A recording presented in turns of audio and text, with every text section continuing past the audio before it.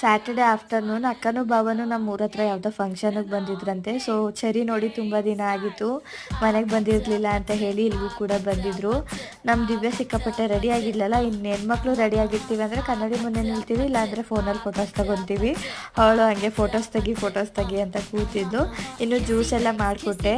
ನಾನು ಇವಾಗ ಒಂದು ಸ್ವಲ್ಪ ಬ್ಲೌಸ್ನ ಸ್ಟಿಚ್ ಮಾಡೋದು ಕಲಿಬೇಕು ಅಂತ ಹೇಳಿ ಕಲಿತಾ ಇದ್ದೀನಿ. ಸೊ ನಮ್ಮ ದಿವ್ಯ ಬರೀ ಯೂಟ್ಯೂಬ್ ನೋಡ್ಕೊಂಡೇ ಸಿಕ್ಕಾಪಟ್ಟೆ ಚೆನ್ನಾಗಿ ಸ್ಟಿಚ್ ಮಾಡ್ತಾಳೆ ಮತ್ತು ಕಸ್ಟಮರ್ಸ್ಗೂ ಎಲ್ಲ ಹೊಲ್ಕೊಡ್ತಾಳೆ. ಇನ್ನು ಅವಳು ಇವತ್ತು ವೇರ್ ಮಾಡಿರೋ ಬ್ಲೌಸ್ ಕೂಡ ಅವಳೇ ಸ್ಟಿಚ್ ಮಾಡಿದ್ದು. ಸೊ ನಾನು ಯಾವ ರೀತಿ ಕಟ್ ಮಾಡ್ತೀನಿ ಅಂತ ನೋಡ್ಕೊ, ನಿನ್ಗೆ ಈಸಿ ಆಗ್ಬೋದು ಅಂತ ಹೇಳಿ ಸ್ವಲ್ಪ ನನಗೂ ಹೇಳ್ಕೊಡ್ತಾ ಇದ್ಲು. ನಾನು ನೋಡ್ಕೊಂಡಿದ್ದೀನಿ.